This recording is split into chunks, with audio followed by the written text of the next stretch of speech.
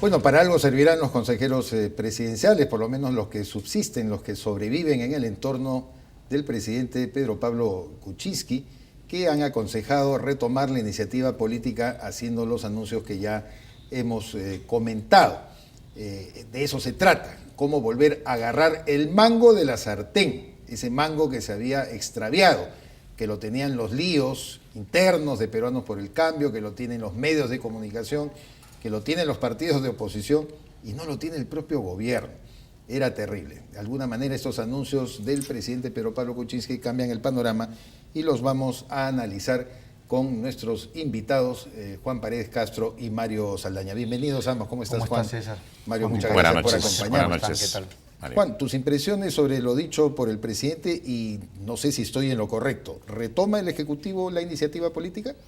Bueno, yo creo que con la demora que esto lo hemos visto y lo hemos sentido, con la demora y todo, yo creo que de alguna manera pensemos que volverá a tomar la sartén por el mango, pero vamos a ver, este es solamente un anuncio, vamos a ver en qué consiste esa reorganización del despacho presidencial. Y de los ministros también, los asesores. Esperemos que no sea, digamos, no sean algunos parches puestos por la emergencia de la situación, porque una de las cosas, César, que tenemos nosotros que ser francos en decirlo, es que desatendemos todo el tiempo un tema que es muy urgente entre nosotros, el afinamiento y la reforma de nuestro sistema político. No todo está dañado, pero nuestro sistema político necesita de fundamentales afinamientos, y entre ellos ese afinamiento del poder presidencial, que es muy distinto al afinamiento que es necesario también en el poder gubernamental, que de alguna manera ya lo maneja Zavala, pero el poder presidencial, que encarna jefatura de Estado y otras cosas más, necesita de una reorganización fundamental, ¿no? No, y sobre todo, Mario, en un escenario, como ya todos sabemos, de debilidad del gobierno en cuanto a no tener una bancada parlamentaria mayoritaria, que sea la tercera, que tiene constantemente que tener operadores para negociar en todos los aspectos, ya como lo hemos conversado también con Delia Muñoz. Así es, yo quiero agregar por el comentario que hiciste al principio del programa que efectivamente son anuncios importantes, ¿no? Yo sí creo que el presidente Kuczynski ha demostrado cierta, digamos, buen timing para abordar un tema que se le está ahí escapando de las manos, y están estas tres medidas que tú has señalado, e incluso ha anunciado que va a convocar a un Consejo de Estado para articular y afinar medidas de anticorrupción de manera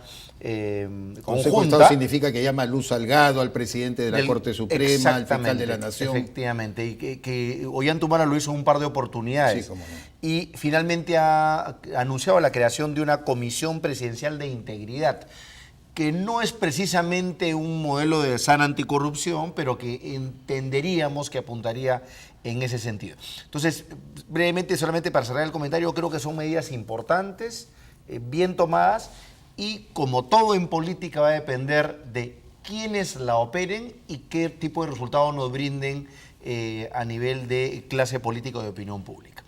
Dejo ahí ese comentario porque creo que, como bien señalaban ustedes, y está relacionado al tema de la reforma política, es cómo eso se traduce a nivel de operadores políticos. O sea, efectivamente lo que tenemos es una clase, digamos, una partidocracia, si se le puede llamar de esa manera, absolutamente frágil y débil en el Perú, que no necesariamente responde a las expectativas de la ciudadanía. Lo que estamos viendo cada vez es un profundo divorcio, ¿no es cierto?, entre las expectativas ciudadanas y la posibilidad que ofrece las organizaciones políticas de responder a esas urgencias. Entonces, y pongo el ejemplo directamente del partido de gobierno, que es lo que vamos ahora a conversar. Es decir, lo que acabamos de ver en las últimas 2-3 semanas es efectivamente casos de corrupción, pero en la segunda parte, esto que tiene que ver con audios y eventuales cupos, lo que estamos viendo es ciertamente una partidocracia que se arma un poco a la suerte y a las posibilidades de cada quien, que se financia de la manera más informal posible, que responde a intereses individuales más que colectivos. Y como bien decía Juan, eso es lo que tiene que ser reformado. Pero ahí está el problema que comentábamos también con Juan antes de entrar al Z a conversar contigo, César, que es que la clase política que está representada en el Congreso de la República no tiene los suficientes incentivos para hacer esa reforma institucional a la que estamos, digamos, de la que estamos esperando, ¿no es cierto? No hay, lamentablemente, la vocación de hacer los cambios institucionales que el Perú necesita. Y lamentablemente, aquí opera el dicho de que nadie se autorregula, pues nadie se autorreforma. Entonces necesitamos buscar como sociedad los mecanismos, como hace Transparencia, como hace el Acuerdo Nacional, de presionar a la clase política a que estas reformas se lleven a cabo. De ¿no? eso se trata y bueno, con Juan y contigo hemos participado en cuantos encuentros que nos ha convocado precisamente Transparencia a lo largo de hace 10 años, Juan, todo, ¿no? Los opinólogos estamos ahí sentados, piden nuestra modesta Desde la época del Foro Democrático. opinión. Pero ¿no? los llamados a reformar la institucionalidad política del país precisamente son los menos interesados en Y los hacerlo. menos, como dice Así Mario, es. Bueno. pero porque ellos son tributarios Ya. del mismo sistema. Sí. Lo que estamos analizando ahora y poniendo sobre la mesa es el resultado. Ahora, ¿cómo empujar esa reforma política? Bueno, a la cual comencemos por dar algunos ejemplos, digamos casi de facto, en el sentido de que si Pedro Pablo Kuczynski quiere ser realmente o hacer un ejercicio de jefatura de Estado, que lo haga. Yo creo que, aunque no están sus atribuciones muy precisas en la Constitución, pero él sí puede convocar a un Consejo de Estado. Puede, mira, el presidente en el Perú lamentablemente no está por encima del sistema político en general, no está por encima, por lo tanto es una jefatura de Estado muy débil, pero si él de facto puede hacerlo, en buena hora, que convoque al Consejo de Estado, que esté sobre sobre el Ministerio Público, sobre el Poder Judicial y sobre los demás poderes, en buena hora que lo haga. Yo creo que eso lo va a fortalecer. Sobre todo, se ha encontrado un hombre ideal como Fernando Zavala para manejar el día a día gubernamental. Entonces, Pedro Pablo Kuczynski tiene la cancha libre para hacer una demostración de ejercicio de Estado que nos puede servir pues como pauta para ir a una reforma más ¿Y dónde sustancial. empieza esa reforma para ti? Yo creo que institucionalmente, en este caso, desde su despacho, porque ese poder presidencial necesita ser reestructurado y afinado, porque no basta con la presencia del presidente. Lógicamente tienes que tener un cuerpo de asesores, pero un cuerpo de asesores al estilo de un gabinete en el que tenga por lo menos una jefatura o un gran coordinador. No pueden ser cabos sueltos, cada cual traído por puertas distintas, a hacer tareas distintas, y no hay denominadores comunes fundamentales. Y pagando favores distintos Pero también. claro, entonces tienes tú asesorías de clientelaje, no asesorías de Estado. Además, él necesita una asesoría de Estado, no necesita una asesoría propiamente de gobierno, porque esa la buscaría Zavala. Claro. ¿No? Un poco Carlos Meléndez creo que abordó el tema el día Claro. sábado en su columna del Diario Sí. del Comercio, diciendo que lamentablemente, además es nuestra herencia, ¿no? Como somos parte de una élite de amigos, de compadres, de gente de un mismo, ni siquiera de un mismo partido, es una vieja tecnocracia que a veces se hereda de gobierno a gobierno, pero por no darnos el trabajo de buscar a los nuevos exponentes meritocráticos que podrían ocupar verdaderamente plazas importantes, recurrimos a lo de siempre. César, pero precisamente una campaña, y de eso hablábamos también con Mario, una campaña electoral que viene con todos los calores propiamente del triunfo, ¿no? Para el nuevo presidente electo, una campaña electoral le trae compromisos, Obvio. ¿no? Incluso con personas. Hay activismo que tú no tienes puedes, que pagar. y no puedes tú evitar tampoco una relación de confianza con muchos de ellos. Inevitable, eso es verdad. Pero tú tienes que trasladar esos éxitos de campaña electoral, de triunfo electoral y de asunción al poder, lo tienes que digamos, lo tienes que poner en el envase de una estructura institucional que espere dentro de Palacio de Gobierno. Agrego, No, aprovecho no lo el puedes dejar libre. Exacto. Digo, tomo el comentario de Juan. Por ejemplo, ¿por qué en el Perú no existe la figura del jefe de partido, por ejemplo? O sea, el jefe de partido que es... ¿Qué falta le hace ahorita a Pedro Pablo Kuczynski? Claro. Una figura de jefatura de, peso, partido. pero de peso. Que ponga orden a nivel de la bancada parlamentaria Claro. y a nivel de la coordinación del activismo político del oficialismo a nivel nacional. Que es el que pone el balance justamente entre las expectativas de la organización que está en el gobierno con los que representan a ese partido en el Eso es gobierno. más claro en una democracia parlamentaria, ¿no? Pero digamos, en España tú tienes un jefe de Pero partido que mira, puede dialogar pero con digamos, el- César, buscar cosas pero más estas acercadas cosas a esas, ¿no? no necesitas tú una reforma constitucional para establecer estas cosas. Son parámetros ya de rigor institucionales que tú creas para tu gobierno. No sé si el próximo gobierno lo asumirá o no, Claro. pero tú estás encajando, digamos, personas, funciones, cargos y competencias dentro de un marco institucional. Correcto. Y no te sale nadie. pues. El acuerdo nacional, Y nombras un por ejemplo, jefe. tiene la presencia Pero claro. de esos jefes de partido, de organizaciones sociales, etcétera. Y aquí termino otro comentario para no quiero salirme en la reforma política, es un tema sobre el que yo, al igual que Juan, escribo casi semanalmente en el espacio que tengo, pero, por ejemplo, la ley de transfugismo que se acaba de dar en el Congreso de la República, a mi juicio, yo puedo entender los temores y los riesgos que una bancada como el fujimorismo puede tener, ¿no? Para tratar de mantener, aunque sea encapsulados a sus 72 congresos. Lo puedo entender, pero en realidad no soluciona el problema de fondo, porque en realidad lo que vemos es que un congreso donde de los 130 congresistas, 100 son invitados independientes, que están ahí por una u otra razón, sea porque son líderes regionales, sea porque son líderes locales, sea porque son financistas de la campaña, que sé las cosas claramente. O sea, obviamente los partidos tienen que hacerse de fondos para una campaña.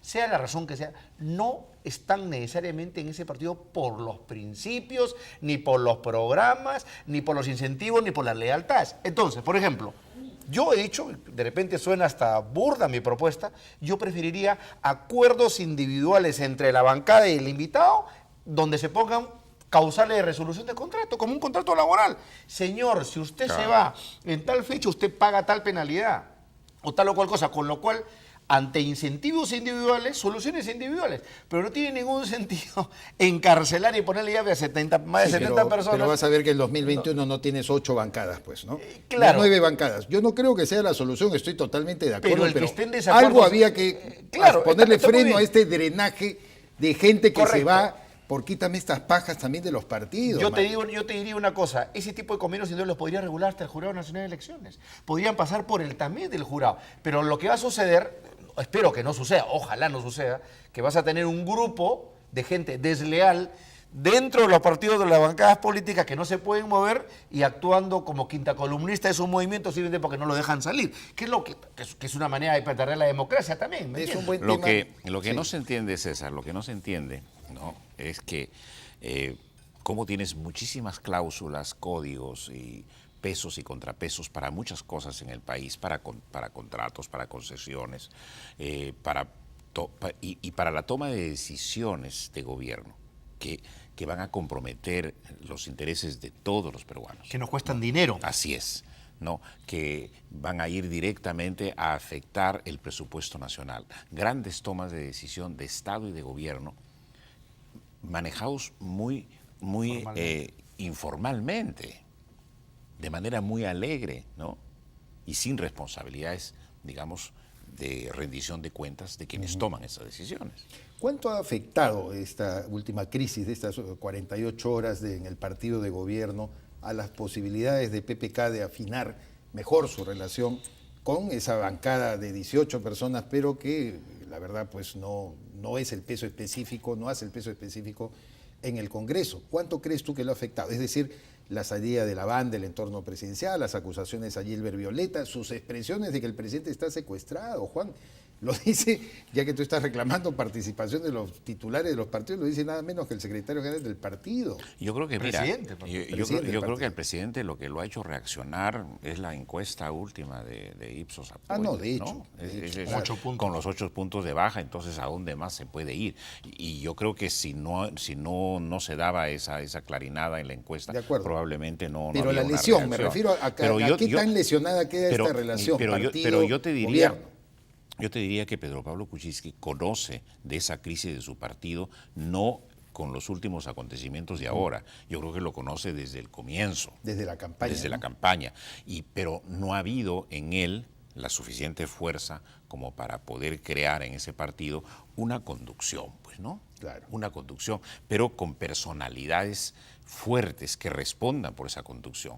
Alguna vez yo recuerdo, lógicamente... O de repente siempre- hay demasiadas personalidades siempre- fuertes. Y siempre recuerdo yo el ejemplo de organización del partido aprista, ¿no? Donde tú tenías probablemente un jefe indiscutible como Víctor Raúl Aya de la Torre, pero tenías 4 o 5 personalidades muy fuertes, Claro. ¿no? Con valores específicos, no solamente políticos, sino intelectuales y de mucho prestigio, ¿no? para responder por muchísimas cosas del partido. Tenías a Luis Alberto Sánchez, Pero Ramiro lógico. Crialé, Andrés Townsend, Armando Villanueva del Campo. Entonces, Tú sabías que había una legión. tú no podías decir ahí quién muy, era el muy vocero sólida, de muy esta fuerte. semana y quién el vocero de la próxima semana, Claro. ¿no? Y con presencia en el legislativo de igual categoría. Ahora, estamos hablando de un partido que tiene más de 80 años de historia, ¿no? O sea, es incomparable. O sea, Pero entiendo no la figura, esperó, entiendo la no figura, esperó entiendo el la APRA figura. tener 80 años para tener No, claro, esa estructura. porque es un movimiento histórico con principios ideológicos y con todo un arraigo popular. A lo que voy es, un poco retomando el artículo de Carlos Meléndez, es que otra cosa en la que deberíamos empezar a darnos cuenta es que la regulación de los partidos políticos tiene también que ayornarse. O sea, ya no estamos en esas etapas en las que se hacía políticas en las plazas y donde se hacía mucho debate político en los locales partidarios. Yo creo que digamos, el boom de las comunicaciones, el tema de redes sociales, la forma de participar en política también ha cambiado dramáticamente en el Perú y en el mundo. Entonces, yo creo que digamos, el futuro de los partidos políticos está muy de la mano con esa perspectiva. Es decir, tendremos que ser un tanto más flexibles en regular alguna serie de cosas, pero también, como dice Juan, muy exigentes al momento de, digamos, velar por los intereses de quien vota, ¿no es cierto? O sea, hay reformas que se caen de madura, por ejemplo, la creación de distritos uninominales y binominales, donde la responsabilidad del representante esté mucho más acotada, ¿no es cierto? Donde a la gente se le exijan más cuentas respecto de su hacer o su no hacer. Y más conectada con la población que lo elige. O sea, el tema de la contability, que es una figura que se da mucho a nivel internacional, tiene pues que exigirse a nivel del sistema político. No puede ser que tengamos 130 señores que nos representan a todos y a nadie al mismo tiempo. O sea, no puede ser. Entonces la gente tiene que saber que ese esos son mis representantes y yo tengo el derecho a exigirles y puedo hacer pues algún tipo de espacio de discusión para que sirva la famosa semana de representación. Ahora, hay tres personalidades en Peruanos por el Cambio, que son Carlos Brus, Juan Cheput y Salvador Eresi. Para quedarme ahí, no sé si hay más, pero bastarían que esos tres tuvieran un protagonismo, no el propio y el particular que tienen en el Congreso como congresistas, sino el protagonismo que su partido necesitaría de ellos, por ejemplo, en el partido. Ese protagonismo. Ahora, no sé si la condición de ser invitados y no estar muy conectados con el partido los tiene alejados. Ahora, pero tener solamente al señor Violeta como un administrador, más que un administrador, es el mayordomo de turno para este año. Tú necesitas no un puede jefe, ser. No un puede jefe ser. de partido que No corte puede el ser. jamón, No puede ponga ser. orden y reparta poder. Porque Pero si no, claro. ¿Cómo han visto la conducta de la oposición frente a esta crisis gubernamental? Porque hay quienes sostienen de que va a sacar, por supuesto, su rebanada, cuando más que todo lo que se ha visto es casi una abstención. ¿No es Yo lo cierto? veo a Fuerza Popular con mucha serenidad, Con mucha y serenidad, y equilibrio, discreción. sí, así Yo creo es. que no está queriendo hacer leña del árbol caído ni aprovecharse de la situación para, digamos, llevar las cosas en pero otra oye, dirección. no tenemos 3 meses, ¿no?, de gobierno. claro. O sea, yo creo que en ese sentido Fuerza Popular se está conduciendo de momento con mucha responsabilidad. Creo que a nadie, perdón, y creo que no, aquí hablo por todo el Perú, o sea, a nadie le conviene un gobierno débil de Pedro Pablo Kuczynski. Creo que todos queremos empujar el carro. Creo que a todos nos interesa que la economía en el Perú se reactive, que la inversión se rescate, que se genere más empleo, que no haya conflictos sociales como el que acabas tú de ver con Delia en el caso de las Bambas. O sea, creo que estamos esperando unos meses de estabilidad, de tranquilidad, de generación de confianza. O sea, es muy pronto para que las crisis políticas ataquen esta gestión. Necesitamos más optimismo, ¿no?, más perspectiva de futuro, ¿no? Las turbulencias políticas van a existir siempre.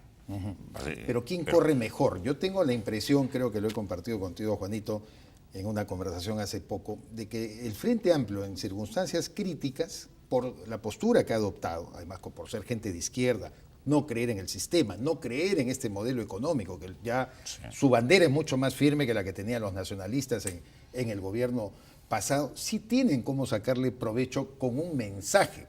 Porque ¿qué pasa? Así como ustedes analizan y dicen, claro, a todos nos interesa sostener al gobierno de PPK, somos los que creemos en el modelo y porque creemos de que este gobierno de alguna manera representa la evolución de ese modelo. Pero hay gente que no lo cree, el Frente Amplio no cree.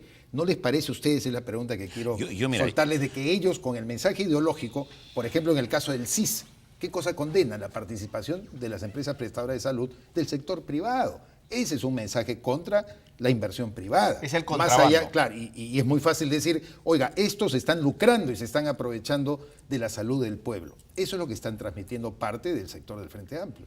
Pero yo los veo a ellos, mira, más, digamos, preocupados por su crisis interna. Bueno, todos tienen una crisis interna. Pero como tú dices, es fundamental que su posición sea crítica, sea opinativa, o sea de alguna manera confrontacional, si se quiere, pero mucho más centrada en lo que el país quiere, ¿no? Pero yo no lo veo al Frente Amplio, realmente yo lo veo absolutamente ajeno en este panorama. Yo veo tratando de afirmar una agenda propia, ¿no? Esa agenda propia, por ejemplo, está por el lado de algunas cosas como el tema del aborto terapéutico, lo acaba hace unos días plantear Indira Wilca. Han retomado el tema de la Unión Civil. De la Unión Civil, lo cual a mí me parece muy bien. Yo, por ejemplo, apoyo ambos proyectos de manera absolutamente abierta, no tengo ningún problema.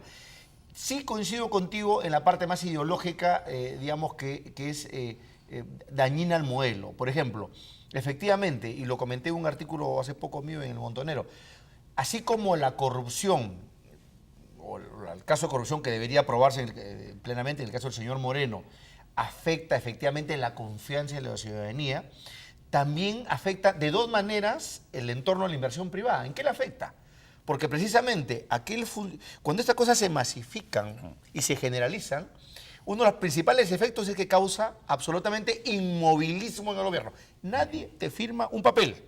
Todo el mundo dice, no, si mañana me están chuponeando o me están viendo, pues entonces mejor me quedo callado y no avanzo. Y el Perú necesita decisiones para avanzar, sobre todo de parte del aparato del Estado.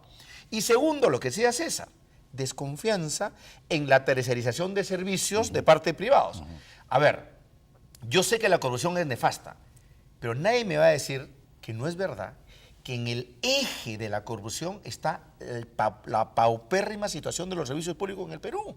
O sea, evidentemente, miren cómo está funcionando la salud pública en el Perú.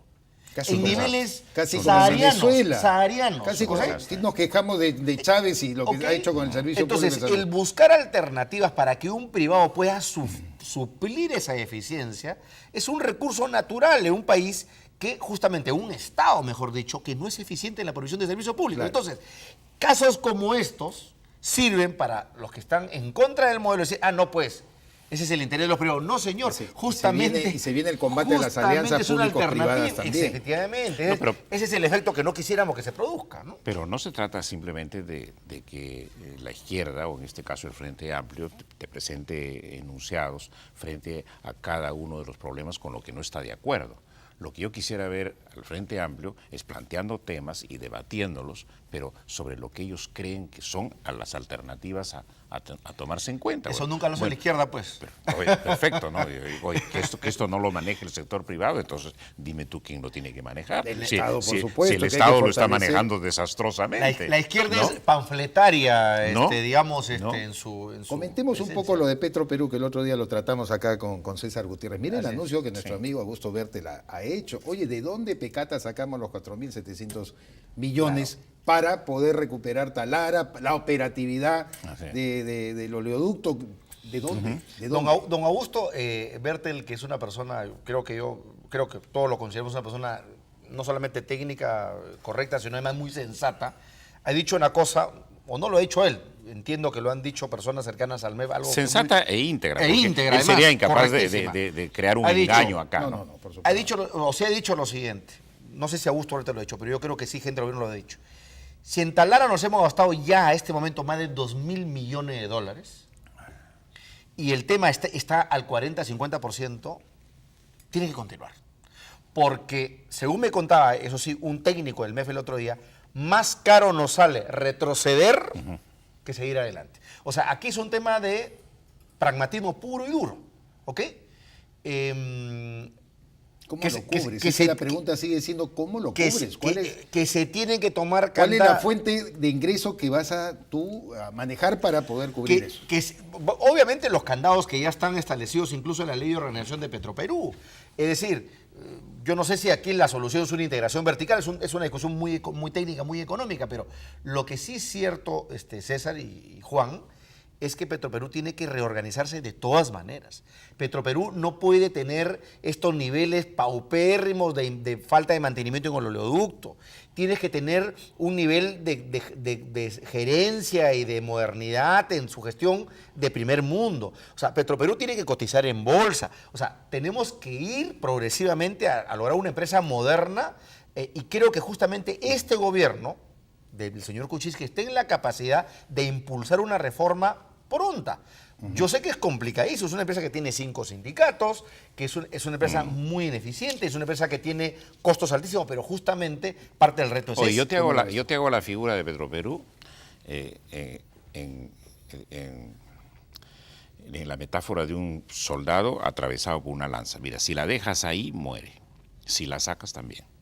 Porque el cuento de toda la vida con Petroperú es que ya invertiste, ya comprometiste, y en este caso ya llevas 2.000 millones de gastos hechos ahí.